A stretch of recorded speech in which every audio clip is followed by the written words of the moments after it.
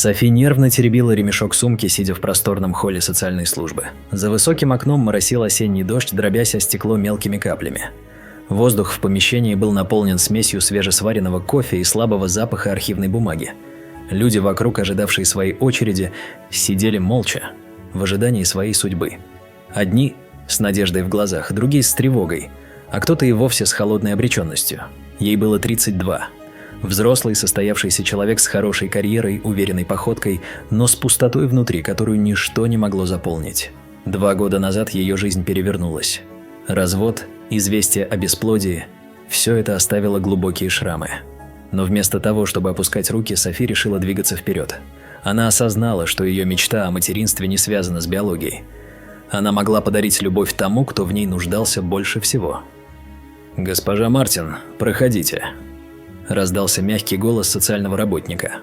Мария Кларк, женщина средних лет с короткими каштановыми волосами и лучистыми карими глазами, приветливо улыбнулась.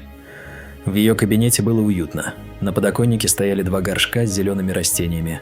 На стенах висели детские рисунки, а на столе – фотографии улыбающихся малышей. Эти детали немного успокоили Софи. Мария протянула ей папку с документами. «Я внимательно изучила ваше дело», – начала она. «У вас прекрасная характеристика, стабильный доход, собственное жилье, но я должна спросить, вы уверены в своем решении?» Софи глубоко вздохнула. Она была уверена. Может, впервые в жизни так отчетливо понимала, чего хочет. Более чем. Я думала об этом последние 2 года. Понимаете, у меня был сложный развод, и врачи сказали, что я не смогу иметь своих детей. Но это не значит, что я не могу стать матерью. Мария кивнула, чуть заметно улыбнувшись. Хорошо. У нас есть мальчик. Его зовут Итан. Ему 4 года. Очень умный и добрый ребенок. Его мать отказалась от него при рождении, а отец неизвестен. Софи почувствовала, как сердце забилось быстрее. Это был тот самый момент, когда ее жизнь могла измениться навсегда. Когда она впервые увидела Итана, ее дыхание замерло. В просторной игровой комнате среди множества игрушек сидел худенький мальчик с копной каштановых волос и яркими зелеными глазами. Он сосредоточенно собирал конструктор, не замечая ее. Софи сделала шаг вперед.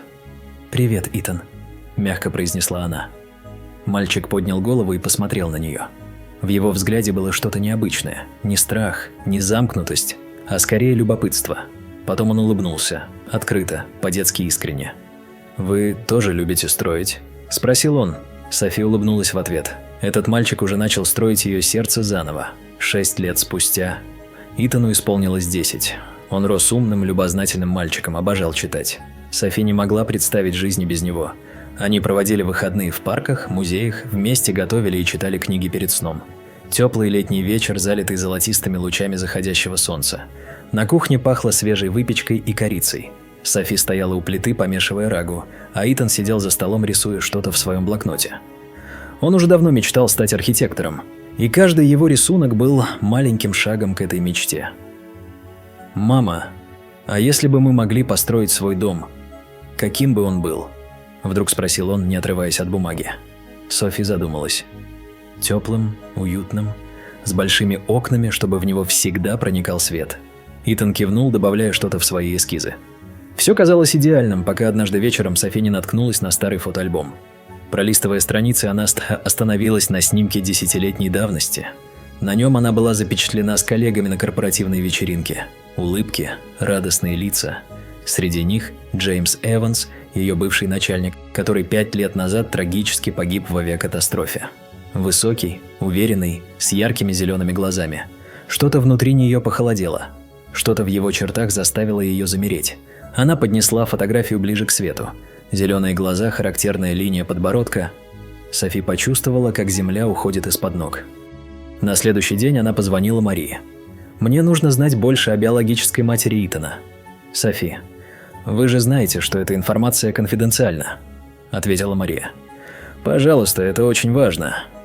Я думаю, я знала его отца». После долгих переговоров и юридических процедур правда начала раскрываться.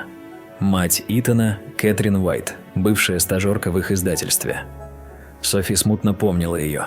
Тихая девушка, которая проработала всего несколько месяцев и внезапно уволилась. Через социальные сети Софи нашла Кэтрин в другом городе. После нескольких сообщений они договорились встретиться. Кафе было полупустым, когда Кэтрин села напротив Софи. Она выглядела старше своих лет, с преждевременной сединой в темных волосах. «Я знала, что этот день настанет», – тихо произнесла Кэтрин. «Когда узнала, что именно вы усыновили Итана, я была в шоке». «Джеймс был отцом?» – прямо спросила Софи. Кэтрин кивнула. «Это случилось на той самой корпоративной вечеринке. Он был пьян, я была молода и наивна. Когда я узнала о беременности, он уже был помолвлен. Он предложил деньги, чтобы я сделала аборт, но я не смогла. Уволилась и уехала». Софи почувствовала, как к горлу подступает ком. «Почему вы отказались от Итана?» «Я была одна, без поддержки, без денег. Считала, что так будет лучше для него. И знаете что? Я оказалась права. Вы дали ему то, что я никогда бы не смогла». Софи вспомнила, как Джеймс незадолго до своей смерти стал странно себя вести. Часто спрашивал об Итане, интересовался процессом усыновления. Теперь все встало на свои места. Он знал, что его сын попал именно к ней. «Что вы теперь будете делать?» – спросила Кэтрин. Софи долго молчала, глядя в окно. За стеклом спешили по своим делам люди, летел тополиный пух, жизнь шла своим чередом. «Ничего», – наконец ответила она. «Итан – мой сын. Неважно, кто его биологические родители. Я полюбила его с первого взгляда и буду любить всегда». Вечером, укладывая Итана спать, Софи особенно крепко обняла его. «Мам, что-то случилось?» – сонно спросил мальчик. «Нет, милый. Просто хочу, чтобы ты знал. Ты самое лучшее, что случилось в моей жизни». Итан улыбнулся и закрыл глаза. София еще долго сидела рядом, слушая его ровное дыхание. Она думала о причудливых поворотах судьбы, которые привели этого мальчика именно к ней. О том, что иногда самые важные связи в жизни создаются не кровью, а любовью. Она поняла, что эта история не о тайнах прошлого или неожиданных совпадениях. Она о выборе любить, несмотря ни на что. О том, что настоящая семья – это не те, кто подарил тебе жизнь, а те, кто наполняет ее смыслом. Прошло еще 5 лет. Итан поступил в престижную школу архитектуры. На его выпускном из средней школы Софи сидела в первом ряду, украдкой вытирая слезы гордости.